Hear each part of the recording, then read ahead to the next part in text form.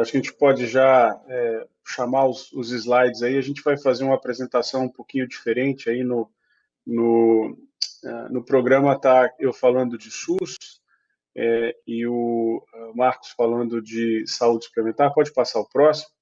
Então, nós vamos falar aqui das dificuldades de acesso e o que a gente precisa fazer para melhorar. Pode passar o próximo. E aí, por que a gente está querendo fazer essa coisa meio misturada, né? Porque quando a gente fala de SUS e de saúde suplementar, a gente vê alguns processos, né? Mas eu acho que a essência do problema de acesso, ela é mais ou menos a mesma. Pode passar o próximo. E aí, quando a gente fala acesso à radioterapia, a gente tem que pensar em acesso a diversos aspectos. Pode clicar mais uma vez. A primeira pergunta, então, que a gente fala é como melhorar o acesso ao serviço para a avaliação do caso, né, e para o tratamento. Aí eu vou passar para o Marcos para comentar sobre esse elemento e eu volto daqui a pouco para falar de outros aspectos. Marcos, então o que a gente precisa para melhorar o acesso à radioterapia no que diz respeito à avaliação dos casos e ao tratamento? Boa noite. Boa noite a todos. Primeiro, obrigado pela oportunidade de participar. Obrigado, Luciana e equipe do Oncovia, né? Eu cumprimento a Luciana aí em nome do restante da equipe toda. Eu sei que é grande e todos trabalhando bastante, né, para melhorar o acesso ao tratamento do câncer como um todo. E a gente aqui na radioterapia, nós temos muitos dados aí para mostrar para vocês. Pode passar o primeiro slide. Bom, esse slide aí, ele acho que está um pouco desfocado, mas ele mostra de forma global como é que a gente tem atualmente a questão do acesso à radioterapia no mundo, para a gente poder depois dizer sobre o Brasil. Então, vocês podem ver aí do lado direito que esses dados são de 2019, então são razoavelmente recentes. E a gente, o Brasil, nesse slide do lado esquerdo, o que a gente mostra é que aproximadamente 50% da população brasileira, entre 50% e 75%, a princípio tem acesso à radioterapia, e aí tem uma comparação com os diversos países do mundo, onde, obviamente, a gente tem mais acesso nos países desenvolvidos e menos acesso nos países menos desenvolvidos. E do lado direito, a gente tem ali uma estimativa aí da quantidade de equipamentos que deveriam ser adquiridos ainda para essa década, para que a gente conseguisse equalizar esse acesso no Brasil. E a gente está aí no Brasil, nessa estimativa, entre aí 50 e 100 equipamentos ainda faltantes. Pode passar a próxima. Próximo slide. E o que a gente consegue perceber, esse é um mapeamento do censo da radioterapia que foi feito pela CNEM, e esse censo ele consegue demonstrar que a gente tem uma concentração bem maior de equipamentos no sudeste e no sul do país, com o norte e nordeste com uma quantidade mais limitada. É claro que a gente ali tem a diferença de demografia, mas o nordeste é bastante populoso e ainda assim tem um déficit razoavelmente considerável quando comparado com as demais regiões. Pode passar o próximo. Essa fonte ela é do Ministério da Saúde, ok? E o que a gente consegue perceber nesse slide é que 75% das regiões de saúde do país não tem equipamento de radioterapia. Então, o Brasil está dividido aí nestas regiões de saúde e somente 25% delas têm equipamentos de radioterapia. Portanto, a gente tem uma necessidade de deslocamento da população para receber o tratamento de radioterapia. Mostra o próximo, por favor. E aí esse próximo slide, ele mostra justamente aí a média de deslocamento dos pacientes por unidade da federação. Então, nos vazios assistenciais, a gente tem, obviamente, uma necessidade de deslocamento de grandes distâncias, tá bom? Pode passar o próximo. E o que a gente espera aí para os próximos anos, né? Então, essa é uma projeção da pirâmide etária brasileira, e a gente percebe que ela está engordando aí nessa parte de cima, que é a população mais idosa, e ela está estreitando um pouco na parte de baixo, que é a população mais jovem.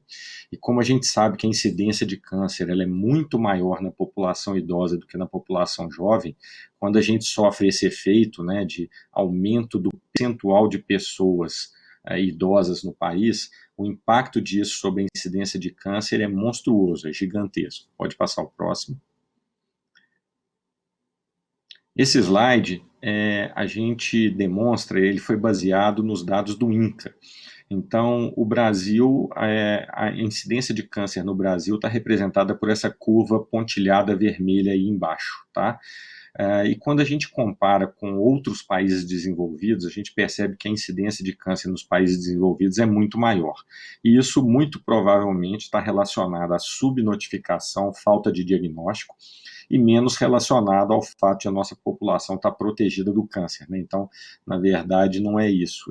Realmente o que a gente espera é que em países menos desenvolvidos você tenha uma incidência menor para cada 100 mil habitantes por não estar fazendo o diagnóstico de forma correta. Mas ainda assim, tanto a curva brasileira quanto as demais mostram esta informação que eu acabei de dizer.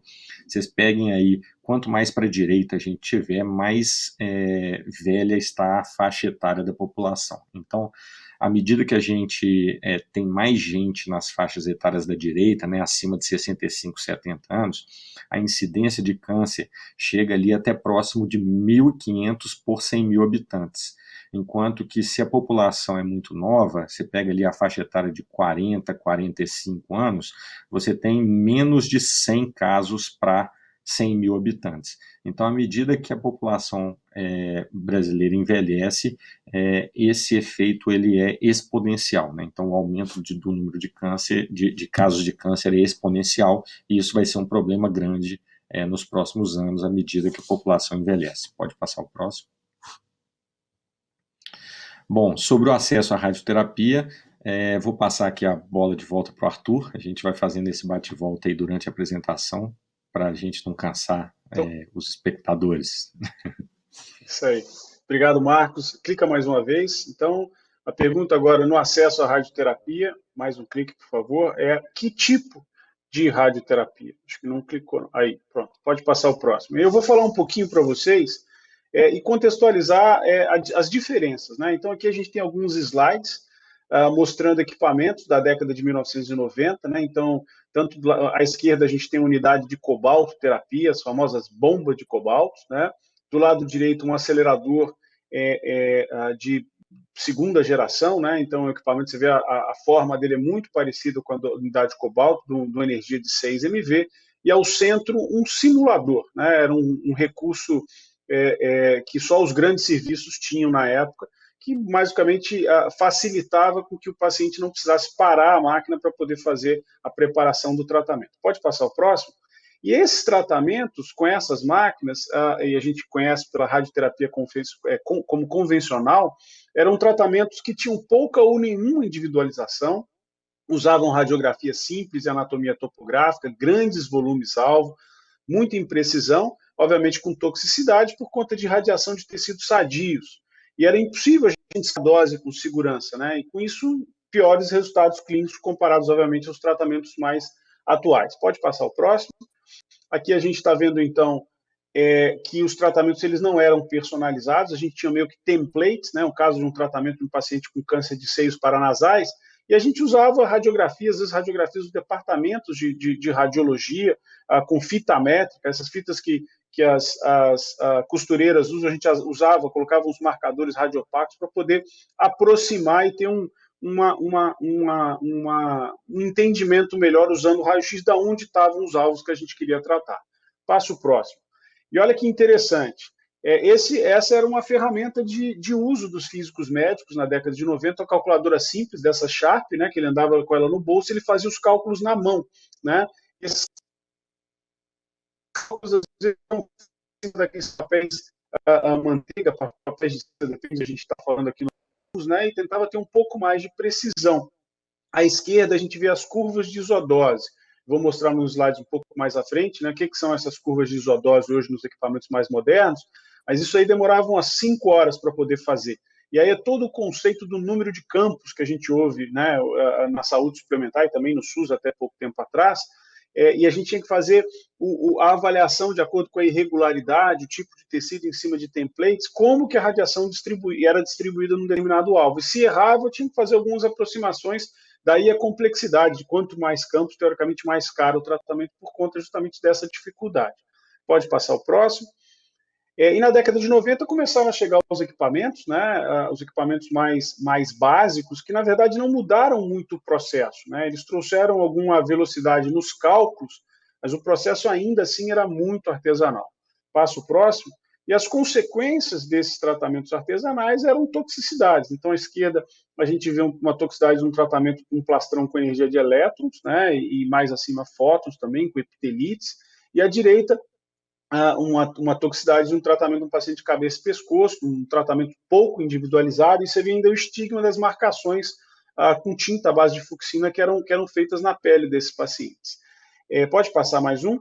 E esse slide, acho que é um slide extremamente interessante, né, que mostra o tecido pulmonar sensível à radiação. Então, um campo bidimensional, um tratamento convencional, né, e você vê depois que a borda do campo de tratamento fica marcada com fibrose no pulmão desse paciente. Então, consequências clínicas, né, definitivas com a toxicidade. Pode passar o próximo. E aí, no início dos anos 2000, né, com a chegada dos equipamentos mais microprocessados, com a tecnologia incorporando, a gente começou a possibilidade de fazer proteções individualizadas nesse paciente. Então, aqui a gente vê no centro, acima, um colimador de múltiplas lâminas que consegue fazer blocos personalizados, né, de incidência dos feixes de radiação, e os aceleradores começaram a incorporar a tecnologias para radiografias também. Pode passar o próximo. E também a incorporação dos simuladores, né, e esses simuladores também fazendo com que o processo de localização do campo ficasse mais fácil, obviamente usando informações bidimensionais também, mas permitindo a construção desses volumes, né, e um melhor entendimento da distribuição que antes que era feito na mão, sendo feita pelos computadores. Passo próximo. Eu acho que a grande revolução foi a incorporação dos tomógrafos e o tratamento tridimensional, que chegou ao Brasil no comecinho dos anos 2000, finalzinho da década de 1990, comecinho dos anos 2000, onde a gente agora conseguia personalizar para cada volume, né, e saber o comportamento da dose. Então, aquelas doses que eram feitas à mão, né, a gente já começava a ter representação dessas isodoses na tomografia. Passo próximo. Então, a radioterapia tridimensional incorporou a anatomia. Pode passar o próximo? Radiológica 3D, a possibilidade de fundir imagem com ressonância, com PET, melhor definição do volume-alvo, mais precisão, menos toxicidade, mais segurança e uma melhor reprodutibilidade, né? Pode passar o próximo. Trazer o conceito para vocês aqui de tratamento tridimensional e de IMRT. Então, a gente consegue ver aí esse contorno vermelho, né? E aí vem o nome conformada, porque ele faz a forma do alvo. E no 3D, o perfil de dose ele é homogêneo. No IMRT, a gente faz a mesma forma do alvo, mas eu consigo ter picos e vales de dose. Pode passar o próximo? E eles entregam quantidades diferentes de radiação. Aqui a gente vê um mapa de fluência, como se fosse uma fotografia, né? E a gente teria os pixels, onde chega mais ou menos luz na fotografia, aqui chega mais ou menos radiação, conseguindo então esculpir a dose. Pode passar o próximo. E esculpindo a dose, a gente consegue preservar, no caso aqui de laringe, né, as parótidas, que são responsáveis pela salivação. A gente vê o desenho aqui, tirando elas da isodose primária, que são essas curvas coloridas. E aqui do lado direito, a cavidade oral, a gente consegue ver a retirada dela, e o paciente certamente teria muito menos reação de perda de paladar nesse sentido. Pode passar o próximo. A incorporação do IGRT, a gente vai comentar um pouquinho mais para frente, mas é a imagem, então, sendo incorporada ao tratamento. A gente consegue agora, na hora da entrega da dose, saber exatamente o que a gente está tratando e reduzir o número as margens de segurança envolvidas. Pode passar o próximo. Esse tem um videozinho associado. Por favor. Ele tinha um videozinho associado. As três tem um pulmão, não está rodando, mas supostamente aí está rodando. O alvo de tratamento ele vai variar com o ciclo respiratório, e ele variando com o ciclo respiratório, a gente consegue reduzir a margem para saber exatamente onde ele está no tratamento. Pode passar mais um? E o IGRT ele é tão importante no tratamento, aí começou a fazer. Então, vocês estão vendo aí o alvo mexendo, né, em torno dessa linhazinha verde, e aí com isso eu consigo garantir que durante o meu tratamento ele esteja dentro do foco primário. Pode passar mais um? E o outro foco importante também, aqui um exemplo interessante do benefício do IGRT, na figura A a gente tem um alvo de tratamento que está no hilo pulmonar, e esse paciente começou a receber tratamento, e aí o tumor reduziu, desobstruiu o brônquio, e aí o pulmão expandiu. Quando ele expandiu, ele mudou de lugar. Então, se a gente não incorpora o IGRT, e aí vocês lembram lá daquela imagem bidimensional, nesse caso aqui a gente vai estar tratando do lugar errado. Então, impactos assim relevantes do benefício da tecnologia. Pode clicar mais um. E hoje a gente tem um armamental de equipamentos surpreendente, né? Equipamentos com braços robóticos. A gente tem uma tecnologia agora em crescimento no mundo que ainda não tem no hemisfério sul, chamado radioterapia de próton, que tem características de distribuição de doses assim, bem mais peculiares, né? Então, incorporando no dia a dia imagem, controle com movimentação, disparando feixe só na hora correta, né? Pode passar o próximo, aqui eu vou mostrar alguns exemplos de tratamentos que a gente não fazia antigamente. Então, aqui é um tratamento de uma metástase hepática, né? Ela poderia ser operada com tratamento de quimioterapia. A gente consegue identificar a lesão aqui nessas 3 imagens superiores, que é a imagem de PET-CT, define o alvo, né, que é esse contorninho pequeno dentro do fígado, e aqui a gente vê a curva de isodose extremamente precisa, acertando só o que precisa acertar, que é o alvo. Então, um órgão extremamente sensível, né, o fígado ele tem uma tolerância aí de 30 Gray para metade do volume dele, a gente conseguir entregar 50 Gray nesse volume e trazer um resultado como se eu estivesse tirando isso com a cirurgia. Pode passar o próximo. A gente tem também a possibilidade de um tratamento de uma recorrência de uma cadeia mamária interna, de uma paciente com câncer de mama, né? Ela já tinha sido irradiada, ela teve uma recidiva nesse linfonodo, só tinha doença aí, e a gente consegue entregar a dose. Vocês veem nesse terceira imagem aqui no corte sagital, que a gente chama, o coração aqui no centro, ele fora da isodose primária de tratamento. Pode passar mais um exemplo? Esse aqui é um exemplo de um tratamento de uma metástase suprarrenal, de um câncer de pulmão, né? Então a gente vê a lesão aqui perto da medula, perto do rim e também perto do fígado. A gente consegue entregar uma dose extremamente interessante. Você pode passar mais um, por favor? E agora a gente vai falar de acesso à radioterapia, né? E eu vou chamar o Marcos de novo para falar. Pode clicar mais um. O porquê dessa situação de dificuldade de acesso à radioterapia. Marcos, com você de novo. Bom, vamos lá, pode passar o próximo. Aqui a gente vai mostrar um pouquinho de um estudo desse autor que chama Atum, um estudo que foi publicado na Lancet Oncology, e ele é super relevante para a área, ele tem sido usado em todos os países do mundo como um benchmark de onde a gente está e onde a gente deveria estar, né?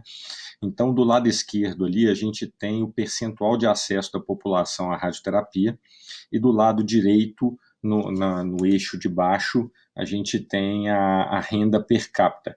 Então, quanto mais para a direita do gráfico, maior a renda per capita, e quanto mais para cima dele, melhor é a cobertura de radiação. Então, a gente vê lá os Estados Unidos soltinho lá em cima, né, porque ele tem uma cobertura da população de 1,4, ou seja, sobra vaga nos Estados Unidos para tratamento, né, e ele está para a direita porque a renda per capita é alta.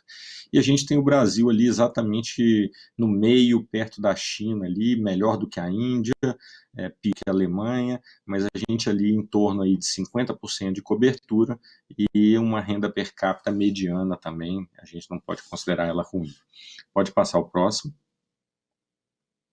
E aí o que esse estudo ele conseguiu estimar? Ele conseguiu estimar que no mundo, com 184 bilhões, você resolve o problema da radioterapia com relação à falta de equipamentos, tá?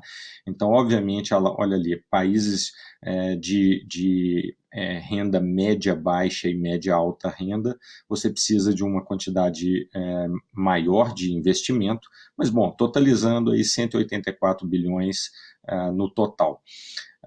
E para comparação, esse outro estudo de baixo coloca que nos Estados Unidos você gasta por ano 174 bilhões com imunoterapia, tá? Então, com um ano de imunoterapia, com o recurso que está sendo gasto com um ano de imunoterapia, você resolve o problema de radioterapia do mundo inteiro, tá? Aproximadamente essa é a magnitude.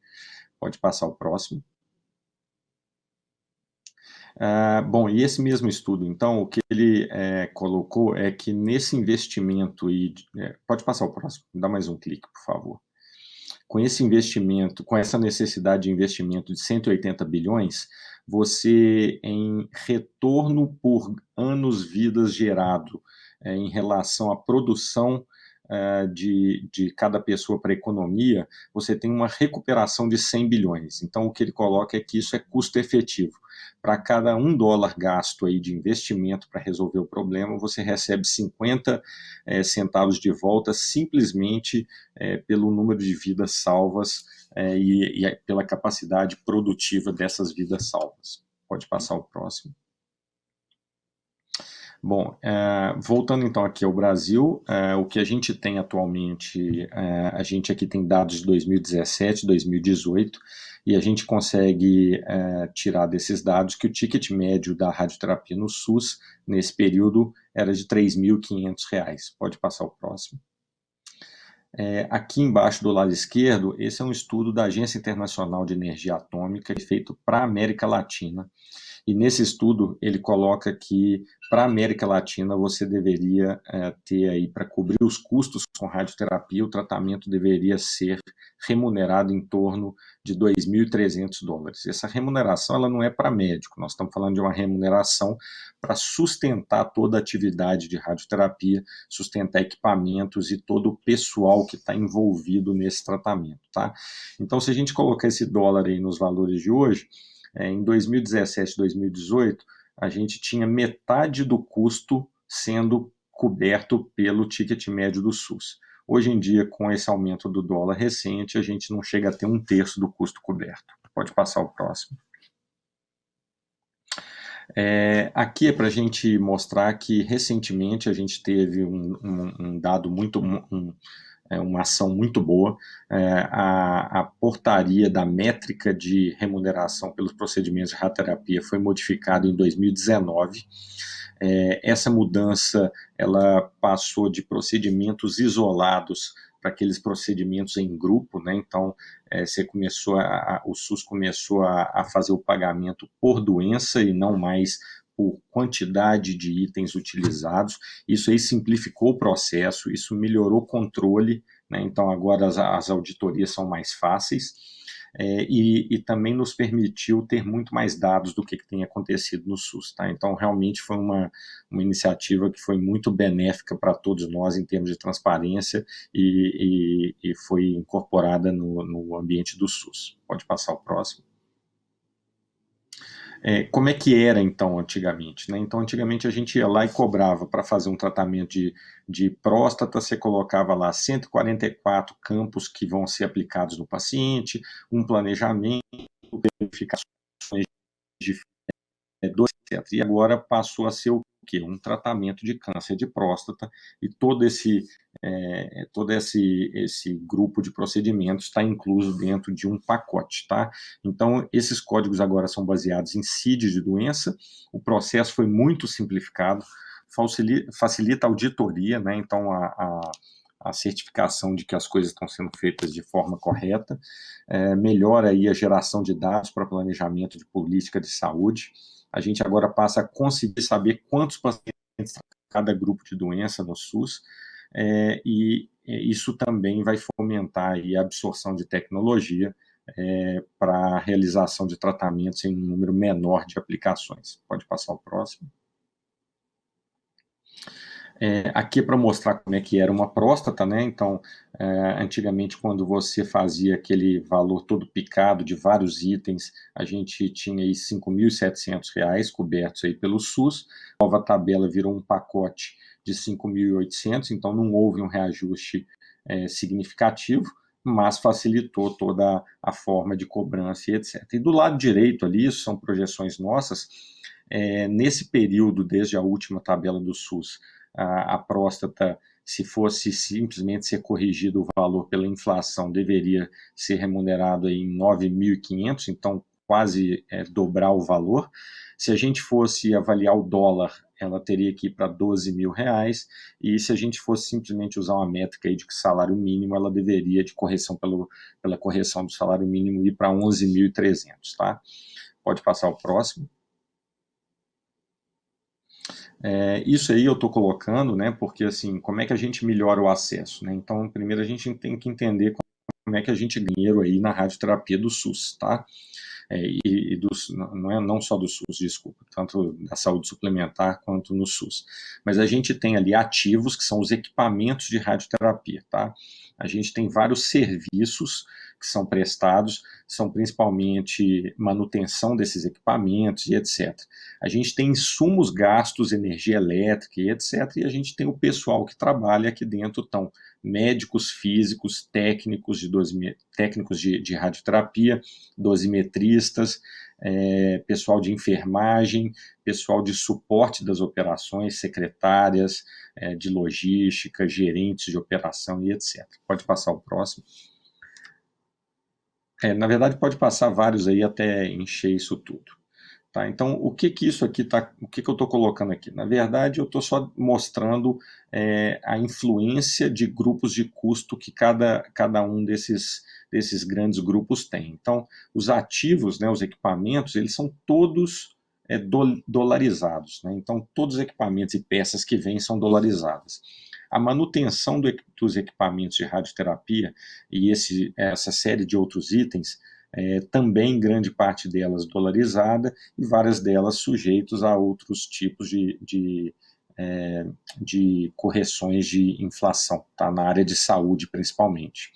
Os insumos, nós estamos falando de energia, materiais hospitalares, acessórios, normalmente o índice que melhor reflete essa inflação é o IGPM, e a gente tem ali pessoal, que é a única área de custo que realmente o IPCA vai captar a inflação desta área, né, que está relacionada principalmente a reajustes de salários. Tá? Pode passar o próximo. Então, eu estou mostrando isso porque, desde o último reajuste da tabela de radioterapia, que foi em 2010, na época o dólar era 1,57, hoje o dólar está 5,70, a gente teve aí 360% de inflação neste item. Então, os ativos de radioterapia tiveram essa inflação. Pode passar o próximo. Se a gente for pensar em IGPM e IPCA, né, que estão atrelados àqueles outros grupos de custo que eu mostrei, a gente tem aí, de 2010 para cá, 143% de reajuste do IGPM e 86% de reajuste do IPCA. Pode passar o próximo. Bom, então, na verdade, era só para mostrar esses últimos slides, né, de que a tabela de remuneração de serviço de radioterapia está extremamente desatualizada e o que a gente teme é aí um sucateamento do setor por falta de investimento, por falta de recurso, tá bem? Aqui é só para mostrar que com essa nova tabela do SUS, a gente agora consegue saber o que a gente está tratando. Então, em número 1 ali, a gente tem mama, número 2 a gente tem próstata, são as duas neoplasias mais frequentes no homem e na mulher, e são as que a gente mais trata com radioterapia. Então, radioterapia não é um tratamento eminentemente paliativo, ao contrário, a intenção deles, na grande maioria das vezes, a intenção da radioterapia é curativa. Então, a gente tem um impacto muito relevante ali na redução de custo com tratamento de recidivas quando a gente tem um sistema de radioterapia bem feito e a gente tem acesso a ele. Pode passar o próximo. E aqui a gente consegue mostrar que vem aí, ao longo dos últimos 2 anos, tendo 10 mil tratamentos de radioterapia por mês no SUS, tá? Então a gente teve a pandemia aí no meio e a gente não teve queda nenhuma. O que isso mostra? Isso mostra que a gente tem fila, então a gente não tem diminuição de número de tratamentos e a gente também não tem aumento significativo, a gente não tem variação nesse número ao longo do mês, que sugere também que a gente tem teto. Então nós temos capacidade cheia e a gente tem fila. E dessa forma a gente tem sempre 10 mil tratamentos por mês e a gente não consegue melhorar e passar disso. Pode passar o próximo. Vou voltar aqui para o Arthur para falar um pouco do projeto RT 2030, onde a gente tem tentado estudar muito esses números de radioterapia e tentar propor algumas mudanças para melhorar o cenário. Pode voltar, Arthur. Obrigado, Marcos. Então, a gente falou bastante ontem sobre o RT 2030, né? E ele é um dos elementos, acho que traz outros dados importantes para o que vai seguir aqui de discussão. Pode passar o próximo. A gente segue dando spoilers aqui para o Oncoguia. O privilégio está falando até dos primeiros achados do RT 2030 aqui nesse fórum. Mas chama atenção que nos serviços, a gente fez uma avaliação aí do perfil de fonte pagadora, né, entre a SUS, a saúde suplementar e serviços mistos, que atendem tanto SUS e saúde suplementar, e a gente vê que nos serviços mistos a gente tem uma média de cerca de 69,3% de ocupação de pacientes do SUS, né, que era um pouquinho baseado aí sobre alguns, principalmente nos filantrópicos, nas contrapartidas. Né. Pode passar o próximo?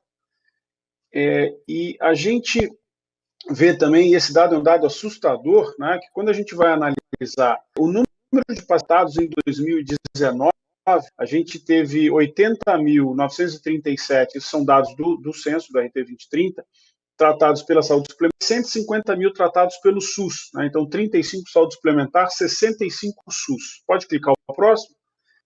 Se a gente vai extrair um pouquinho e ver que a cobertura de saúde suplementar em 2019 no Brasil pela ANS é de 22%, né? Pega o número tratado de pacientes pelo SUS e faz uma projeção dessa população e da cobertura. Então, eu tenho que na saúde suplementar, eu tenho 172 pacientes tratados para cada 100 mil habitantes e no SUS 92 para cada 100 mil habitantes. Isso me dá uma diferença de cerca de 131 mil pacientes que não foram tratados, não receberam radioterapia em 2019. Clica o próximo. Fala, não, Arthur, mas isso aí é um dado do censo, esse número pode estar errado, né? Lá no censo a gente teve alguns números aproximados. Eu pego a incidência de radioterapia da estimativa do Ministério do INCA, né, de 2020, e projeto aí uma taxa de utilização de radioterapia que é em torno de 52% ao ano, então ela é um pouco pessimista, que ela não considera os retratamentos, e a radioterapia estaria sendo esperada em 291 mil pacientes. E se a gente só tratou aquele número, cerca de 141 mil ficaram sem tratamento. Então, assim, temos um problema muito sério que reflete, né, esses dados que foram mostrados previamente pelo Marcos, mostrando que a gente tem só 50% de cobertura no país. Pode passar o próximo? E aí a gente vai ver também, dentro desse spoiler, né, uma radiografia onde de 56% dos pacientes SUS foram tratados em instituições filantrópicas, pode clicar o próximo, mas a gente ainda tem 23% desses pacientes do SUS tratados em instituições privadas, com matriz de custo privada, sem incentivo de isenção de imposto. Então, assim, o problema é um problema muito maior. Quando a gente pode clicar o próximo, vai falar de programas de reequipamento, né? A gente precisa entender a matriz de custo da radioterapia com foco em sustentabilidade, e a gente sabe hoje, principalmente que esses projetos aí de doação de máquina, de emenda parlamentar, de programa de expansão, eles não funcionam, eles estão, inclusive, destruindo a possibilidade de sustentabilidade desse serviço, e a gente tem que olhar que a gente tem pelo menos um quarto dos pacientes do SUS, do sistema de saúde público, sendo tratados pela iniciativa privada. Pode passar o próximo? Clica mais uma vez, né? Então vamos falar algumas particularidades da saúde suplementar. Essa parte ia ser até do Marcos, mas eu vou puxar aqui, viu, Marcos? Você me permite? Pode clicar mais uma vez? Para só dar a gente está um pouquinho atrasado no tempo, só para dar um overview, né? Aqui a gente tem a métrica de cobrança na saúde suplementar, a MB 90 e 92, né? Então na época aqui a gente vê que a gente tinha já um conflito de códigos. Eu tenho um código que fala de megavoltagem, que bota acelerador linear, cobalto e elétrons, e tem um código para cobalto, né? A gente já tinha, na essência da formatação, uma confusão, né? E tinha uma limitação de tratamento, de número de campos de tratamento, por aquilo que eu já tinha comentado. Pode passar o próximo. A hierarquizada de procedimentos médicos foi publicada em julho de 2003, começou a ser utilizada em 2005, né? Hierarquizando os procedimentos, avaliando o custo operacional, né, e porte pela complexidade. Pode passar o próximo. E essa tabela, pode clicar mais uma vez, ela mostrava o custo da tecnologia e já não dividia por cobalto e acelerador, mas ele mostrava aceleradores com maior ou menor energia, que normalmente esses aceleradores com maior energia tinham um pouco mais de tecnologia embarcada, né? Pode clicar mais uma vez. E nessa época também começou a contemplar o uso da tecnologia com a inclusão aí da tomografia. Pode clicar mais uma vez. Diversos critérios de restritivos no processo todo, mas a gente já separando a radioterapia convencional com a limitação dos campos de tratamento, mais uma vez. Essa tabela está estruturada e se mantém até hoje. Pode clicar mais uma.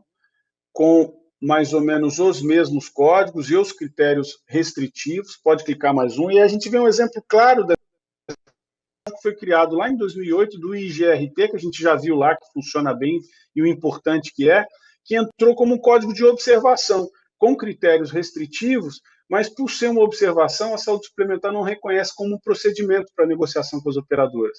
Então, a gente tem, dentro da regra do jogo hoje, limitações de incorporar esses procedimentos.